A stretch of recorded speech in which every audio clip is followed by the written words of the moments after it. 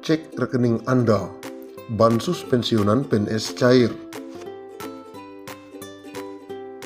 Dikabarkan pemerintah akan menyalurkan bantuan sosial atau bansos taperum bagi para pensiunan dan ahli waris PNS.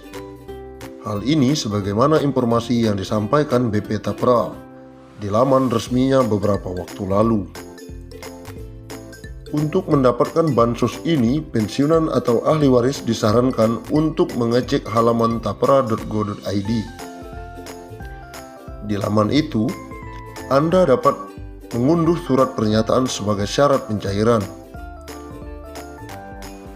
Direktur Operasi Pengerahan Dana BP Tapra, Budi Santoso menjelaskan, pengembalian dana taperum pensiun atau bansos akan dilaksanakan mulai minggu kedua.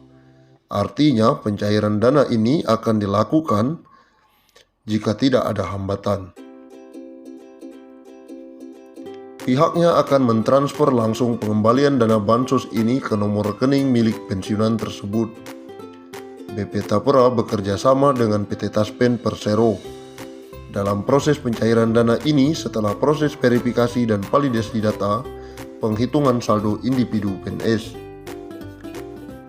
Sebagaimana yang dilakukan oleh PT Taspen Persero dalam melakukan pembayaran pensiun, sehingga PNS pensiun tidak perlu datang untuk melakukan verifikasi ke kantor layanan BP Tapra, katanya dalam pengumuman resmi di laman tapra.go.id. Pihaknya menghimbau bagi ahli waris PNS pensiun yang datanya sudah tidak tercatat pada basis data PT Taspen, proses pengembaliannya akan dilaksanakan dengan bekerja sama melalui perbankan, kementerian atau lembaga, dan institusi terkait lainnya. Untuk proses pengembalian dana taperum kepada pensiunan dan ahli waris tidak memerlukan kehadiran secara langsung di kantor BP Tapra. Namun ternyata tidak semua pensiunan PNS dapat pengembalian dana ini. Ia mengatakan PNS yang pensiun sebelum Mei 2019 sudah memperoleh dana taperum. Bansos taperum PNS yang dikembalikan itu telah memperhitungkan manfaat bantuan yang pernah diterima selama menjadi peserta BP Taperum, PNS Badan Pengelola Tabungan Perumahan Rakyat. Dengan kata lain, katanya dana taperum hanya diberikan pada PNS yang pensiun pada periode 2019 hingga Desember 2020. Untuk dapat bantuan ini, calon penerima harus mengunduh surat pernyataan. Selain itu, para calon penerima juga harus menyiapkan dokumen. Sejumlah dokumen yang wajib dilengkapi pensiunan sebagai berikut: KTP, SK pensiun, nomor rekening bank. Untuk ahli waris pensiun juga memerlukan beberapa persyaratan tambahan, seperti surat kuasa bermaterai, KTP ahli waris, surat keterangan ahli waris. Jika ada pernyataan dan pengaduan, pihaknya menghimbau agar dapat menghubungi layanan informasi. Salam dari BP Tapra.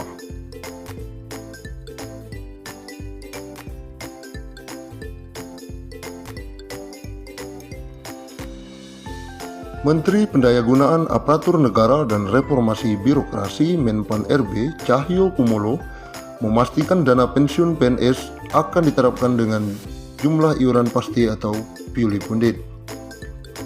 Terkait pemberian jaminan pensiun, pemerintah akan melakukan reformasi sistem pensiun berdasarkan iuran pasti, kata Cahyo beberapa waktu lalu.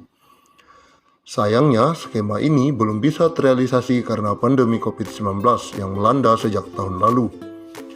Pemerintah fokus melakukan refocusing anggaran untuk kesehatan dan bantuan sosial atau bansos.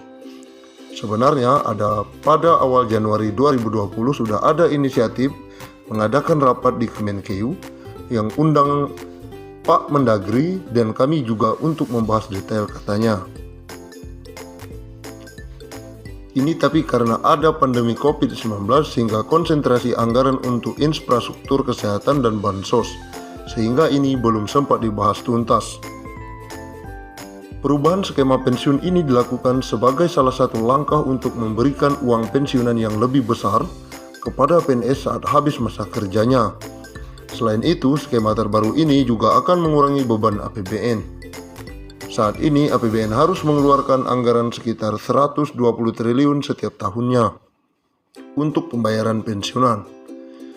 Pembayaran pensiunan setidaknya diberikan kepada pensiunan PNS, TNI, Polri yang jumlahnya sekitar 3,1 juta orang.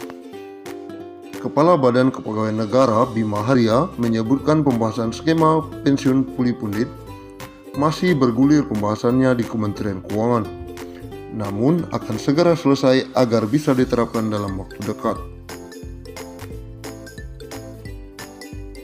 Skema dana pensiun PNS PSU Go yang masih berlangsung hingga saat ini adalah skema dana pensiun dari hasil iuran PNS sebesar 4,75% dari gaji yang dihimpun PT Taspen ditambah dengan dana anggaran pendapatan dan belanja negara. Sementara dengan skema puli pundit, uang pensiunan yang diterima PNS akan lebih besar karena iuran yang dikenakan adalah persentase dari take home pay yang jumlahnya lebih besar. Sehingga yang pensiunan yang diterima jumlahnya akan lebih besar dari skema saat ini.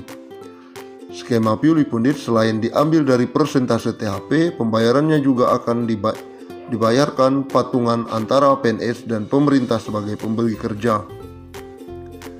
Kedepan sistem ini diubah, puli pundit PNS akan bayar iuran sebesar persentase dari THP, bukan gaji, sehingga uang pensiun akan mendapatkan besaran yang lebih baik dari sistem PSU Go, kata Bima. Skema Dapun PNS saat ini, kata Bima, membuat pembayaran iuran PNS sangat kecil karena dari gaji pokok, sehingga saat pensiun mendapatkan tunjangan hari tua sekaligus yang jumlahnya dinilai tidak mencukupi. Menteri Pan-RB periode 2016 sampai 2018 Asman Abnur sebelumnya lengser dari jabatannya sempat mengatakan salah satu negara yang bisa menjadi tolak ukur dalam melaksanakan skema pensiun puli pundit adalah Korea Selatan. Menurut Asman, negara ginseng tersebut memberlakukan dana pensiun sebesar 20% dari gaji pokok, di mana 10% dibayar pemberi kerja dan 10% sisanya dibayar oleh PNS. Skema ini dianggap lebih baik dalam memberikan dana pensiun. Sebagai contoh, uang pensiun yang diterima PNS Korea Selatan mencapai 4.000 US per bulan, sementara uang pensiun yang diterima 350 US per bulan. Tapi catat, mereka bukan memotong gaji, tapi masing-masing pemberi kerja dan pemberi kerja membayar iuran. Akumulasi semua total yang dicadangkan akan dikembalikan saat pensiun, ujarnya mengutip dari